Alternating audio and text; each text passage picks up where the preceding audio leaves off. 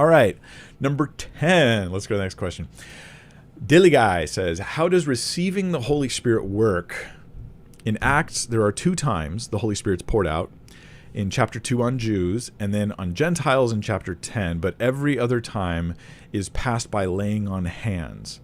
Acts 8, 14 through 18, and 19:6. Okay, I'm going to grant your description there. I think that's accurate.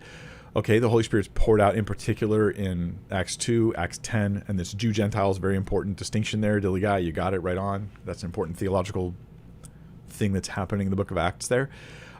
Every other time it's passed by he is passed by the laying on of hands. And we read about that in Acts as well. So this is why Simon the sorcerer tried to bribe the disciples. Hey, how much money you want me to pay you to get your power to give the Holy Spirit by laying on hands? Here's my thought. This is initial. It is not permanent. Okay. You asked for my thoughts. Here's my thoughts. My thoughts are that in the book of Acts, we see the Holy Spirit initially coming, generally speaking, through not just any Christian laying hands, but the apostles laying hands, the apostles specifically. Now, I think this has a really important function in the history of the church.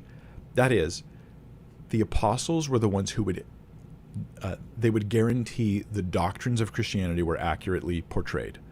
These guys, these apostles, they would preach the doctrines of Christ accurately, and they would be able to lay the foundation that we have enshrined in the New Testament, all the doctrines and the teachings we've got there.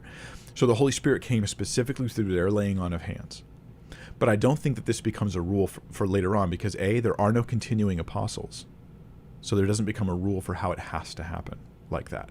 Because it wasn't just any old church leader, right? It was the apostles in particular.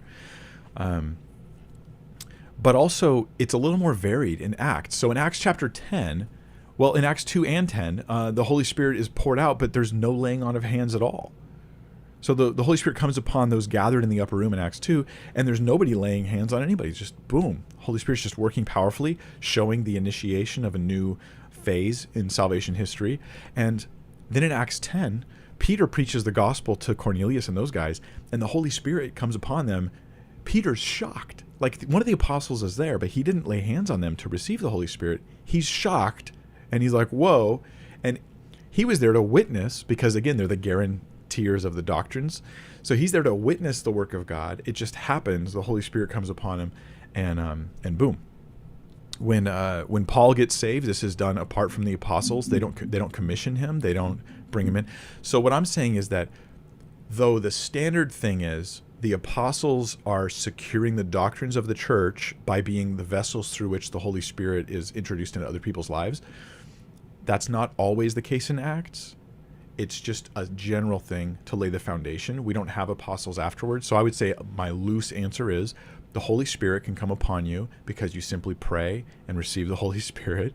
The Holy Spirit can come upon you because someone lays hands on you, but there isn't a rule that has to be followed universally on that topic. That would be my current thinking on that topic. I hope it gives you something to consider.